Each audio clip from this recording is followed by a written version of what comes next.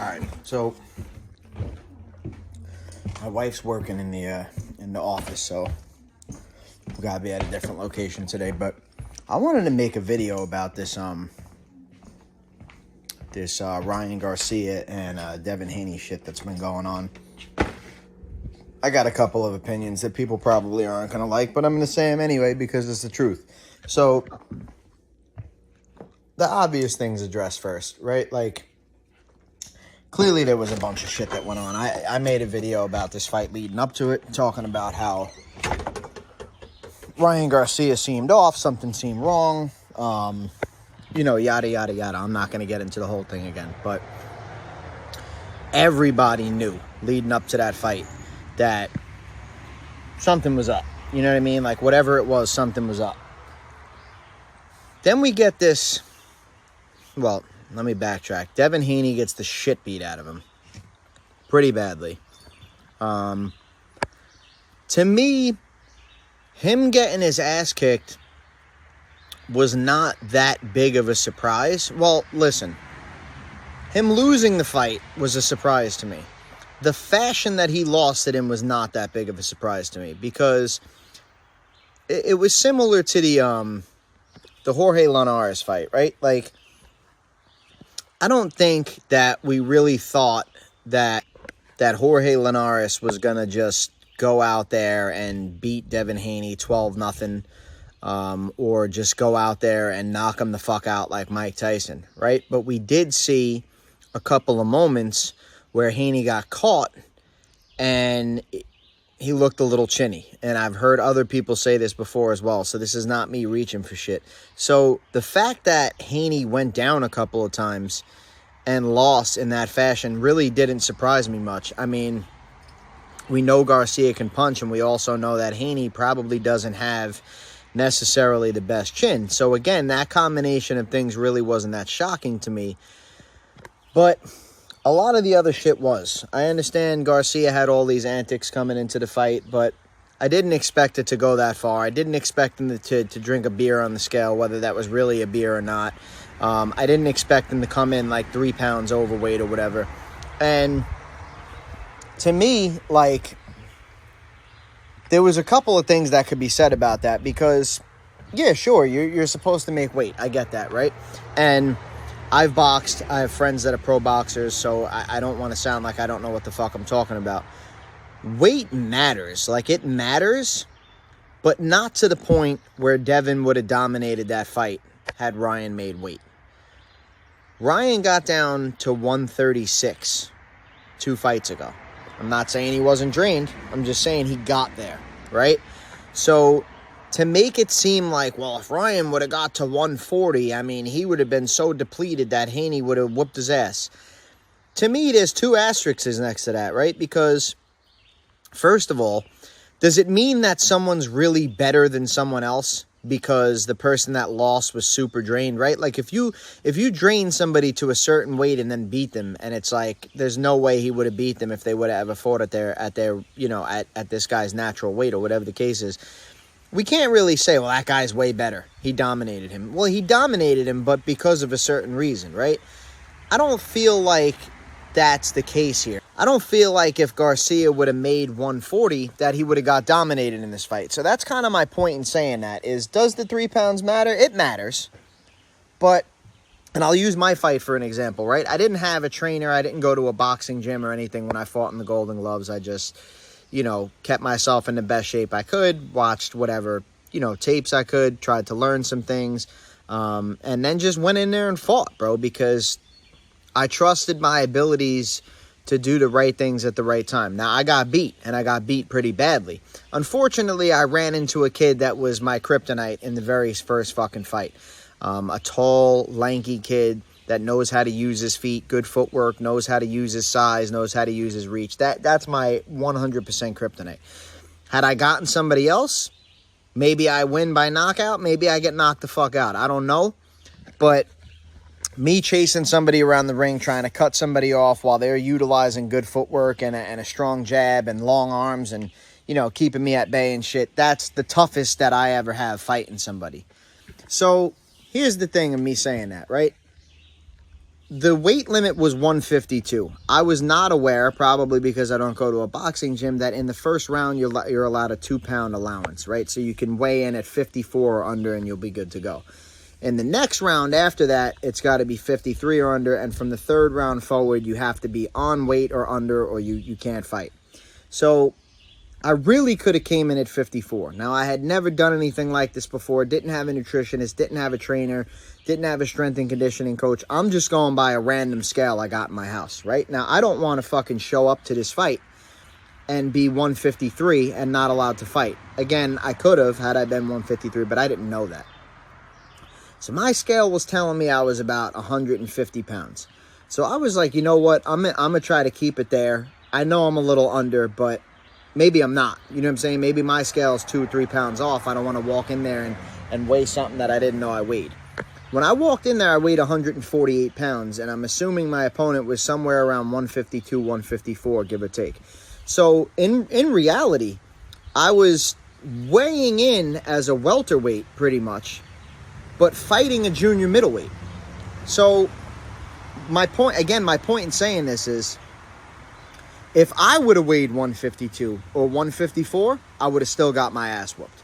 Okay, so weight matters. I don't want to make it sound like it matters, but it doesn't matter to the point where if person A was going to win 12-0 and then person B comes in 2 pounds overweight, that they're going to just dominate and fuck this dude up. It typically doesn't really work like that. Haney got dominated. Haney was chinny, which he normally is. Garcia was landing good left hooks, which he normally does. So to me, there may have been some shit that was going on, and that may have contributed to the power or the quickness of Garcia and may have led to a more dominant victory. But I don't think Haney would have won 11-1 or 10-2 or 12-0 had Garcia not gotten caught with what he got caught with. Now, this is all this shit that I'm saying right now is all me playing devil's advocate, and it's all irrelevant in my opinion, and here's the reason why. These guys are all on PEDs, bro. Honestly, I don't, and this is not a theory. This is not something I'm randomly throwing out there. I know that these guys are all on PEDs, bro. Trust me. I've fought in the Golden Gloves. I have more than one friend that's a professional boxer. I have more than one friend that is a professional boxing trainer. Again, I'm not going to say any names. I'm not going to single anybody out. I don't want to throw anybody under the bus. I'm telling you, I have personally spoken with many trainers and many fighters. And I've watched many fighters admit that everybody's on PEDs. Tyson Fury admitted that everybody's on PEDs, including himself. Paulie Malignaggi admitted that everybody's on PEDs. This is not really an uncommon thing. Now, do I think that you're going to have regular analysts constantly just saying, like Jim Lampley or, whoever, right? Like regular analysts, Mauro Ranallo. I apologize if I'm saying any of these names wrong, but no, of course these guys are not going to get on there and be like, hey, listen, folks, every single fighter is on PEDs, so it doesn't really matter. I'm sure you're probably going to lose your job if you do some shit like that. But there are certain people out there that don't really give a fuck. Fire me. You know what I'm saying? I'm going to say the truth one way or the other.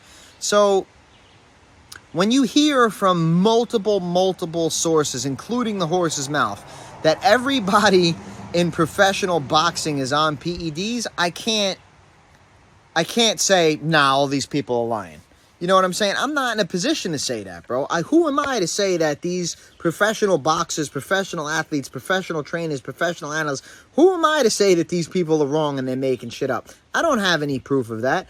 I don't have any proof that everybody's on it. But again, when people get popped, right, and I'm hearing from boxers, from trainers, from this, from that, well, everybody's on it. You know what I'm saying? I got to assume that that's probably the truth. So to me, Ryan Garcia is probably being made an example of. Here you have a kid who is obviously not doing what people are telling him to do. He's saying crazy shit on live videos. He's doing crazy things at the weigh-ins, drinking beers, not making weight, stuff like that. You can't tell me. I understand that this kid draws in a big crowd, right? But so does Jake Paul. So does Floyd Mayweather. So does Canelo Alvarez. There's a lot of people in boxing right now that draw in big crowds that are not bringing the antics that Ryan Garcia is bringing with him. And Ryan Garcia, to me, seems like the type of dude that will expose anything. He'll just say whatever he wants about anybody, and if you blackball him from the sport, he'll just go do music, or he'll go fight in MMA, or he'll go, just run his YouTube page and collect, money off of views, or whatever the case is. Ryan Garcia doesn't need boxing. He doesn't need boxing to make money. He doesn't need boxing to be a celebrity. Both of those things are already well established. He's boxing because he wants to box and because he obviously likes boxing. So, to me, you can't really threaten a dude like that. You can't really say to this dude, hey, don't say that or we're going to kick you out, right? You have to actually just get rid of him. So, I think this ban or this suspension is kind of like a warning, like, hey, motherfucker, cut the shit you're doing. Or we're going to get you out of here for good. You know what I'm saying? So, listen, I don't think, Ryan Garcia says he's retiring. I don't know if he's doing that or not, but I don't think it's that far-fetched. I really don't. I think that you can't tell me that all these boxers know that everybody's on PEDs, but Ryan Garcia doesn't know they're on PEDs. So, I have to assume that Ryan Garcia is probably pretty pissed off. You're suspending me for taking PEDs to beat a fighter who's on PEDs. So, if I was in that circumstance, especially knowing that everybody in the inner circle knows this shit, I'd be pretty pissed off. And there's a strong chance that maybe I would say, fuck you guys, I'm just retiring. I ain't doing no 1-year suspension. Canelo got caught, he only got a 6-month suspension. These other people are doing it constantly and they're not getting caught, right? Like, whatever way it may be, whether they're tainting the samples, whether they have doctors doing shit for them, whatever it may be, people are obviously using PEDs pretty regularly and not getting caught, right? So, I also think when you have the pull of a team like Haney and, Bill Haney and all this other shit that's going on, I think it's a lot easier because you have to understand, right? Imagine you work in a job. There's 10 people that work this job, right? And every day, people are stealing money from this job. And every employee knows that every other employee is stealing money. I know that the other 9 employees are stealing money. And the other 9 employees know that I'm stealing money. Right? What do you think is going to happen when I do something that the other 9 people don't like and they want me out of there? They know I'm stealing money. So they're going to turn around and say, yo, he's stealing money. Get him out of here. And then I'm removed from the scenario, right? They could go back to stealing their money. Everything's all peace, right? That's what this reminds me of. Everybody knows they're on PEDs. So when Ryan Garcia pulls this shit and snaps out a win like this after acting like a lunatic, after drinking beers on stage, after not making weight, after all this shit, I think it's relatively easy for somebody to turn around and say this dude cheated because he probably did. But Haney was probably cheating too. So when you got 2 cheaters fighting each other, is anybody really cheating? No, I mean, the only thing you're really cheating is historical records, right? Like, if you're taking PEDs that are making you fight better, then maybe you're getting, better recovery time and you're able to fight more often. I'm just making random shit up. But I'm trying to make a point that in history, same thing with baseball, right? All right, well, you got this guy broke the home run record, but he was on PEDs, so it doesn't count. But guess what? The pitchers that were throwing at him were probably on PEDs too. So that's got to even the playing field out a little bit. So I don't know, man. I don't know if we'll see Ryan Garcia back or not. I think the whole thing is a bit silly. I think that Ryan Garcia and Devin Haney are both on PEDs. These guys are fucking... Devin Haney's weighing in at 140 pounds or whatever, and then coming into the ring in the 160s and shit. I mean, come on, bro. It doesn't take a rocket science to figure out that there's something going on here. I want to see you naturally cut down to 10 or 15 pounds less than what you walk around at, and then wake up the next day 25 pounds heavier. I want to see you naturally do that. And I want to see you the next day still look in really good shape, right? Like, I don't want you to go eat 5 cheeseburgers and put on 10 pounds of fat and lose your six-pack and stuff. It would still be difficult to do in a 24-hour period, but I'm just trying to make a point. How are you putting back on 20 pounds, 25 pounds? You still got a six-pack. You still look almost exactly the same, just a little healthier. Come on, bro. That shit's not natural. I think everybody watching it probably knows this, but we don't want to give in to that, fuck it, they're all on PEDs. We don't want to admit that we've been duped for a long time here. And I don't really think it matters. Because I think if everybody's on PEDs and they're agreeing to take that risk, yeah, I'll fight a dude on PEDs, right? I mean, listen, bro, I wish it wasn't happening, but if it's happening and everybody's on PEDs and you can't compete unless you take PEDs, it is what it is, bro. You take PEDs, you fight a guy on PEDs. I'm still going to watch, but, you know, I think the whole scenario is a little fishy. I think the timing of when the results came out were a little fishy. I just think there's a lot of fishy shit going on. And I want to be clear, when I talk about fishy shit, I'm not saying that Ryan Garcia wasn't on anything. I'm saying that I think they both were on something and Ryan Garcia was made an example of. So, I don't know, man. Tell me what you think in the comments. Do you think they were both clean? Do you think they were both dirty? Do you think Haney was clean and Garcia was dirty? I think they were both dirty, bro. But that's just my opinion right now. I obviously don't know facts on that. But I do know that a lot of these guys are on PEDs. So take it how you want it. Peace.